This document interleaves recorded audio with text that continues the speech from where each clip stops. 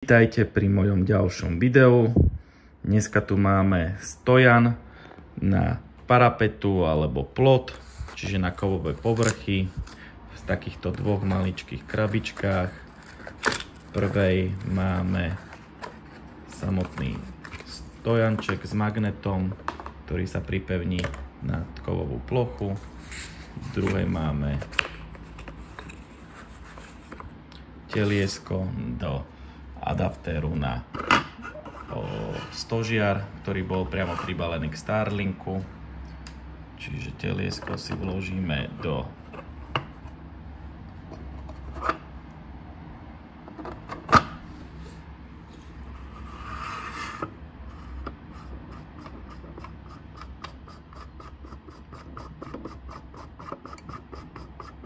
zašrobujeme si, aby nám Starlink nevypadol. Keď bude niekde na okne alebo na plote pripevnený na kovovej streche.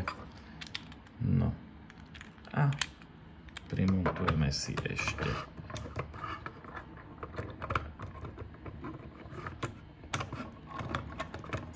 stojanček. No. Čiže takto to približne vyzerá. Táto časť sa zapojí do Starlinku. Čiže tuto si môžeme rôzne regulovať týmto šrobikom. Takže si ho pripevníme. Poď. Takže takto napríklad. A tu máme náš Starlink Mini. Pôvodne je v ňom pripevnený stojan na rovné povrchy. Takto jednoducho si ho môžeme vytiahnuť odtiaľ.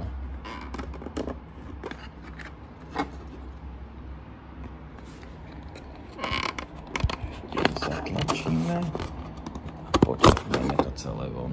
Čiže takto to bolo. Teraz si potlačíme hore zo štuplíkov a potiahneme. Toto tam podobným spôsobom vložíme, čiže pripevníme naspäť, bum, klik a sme.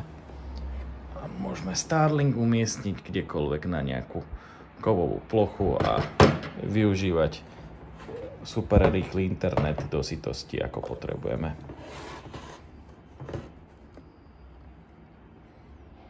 Stojanček stal približne 20 €, možno ho zohnať aj lacnejšie v rôznych výpredajoch. Tak, ďakujem vám za pozornosť, prajem pekný deň.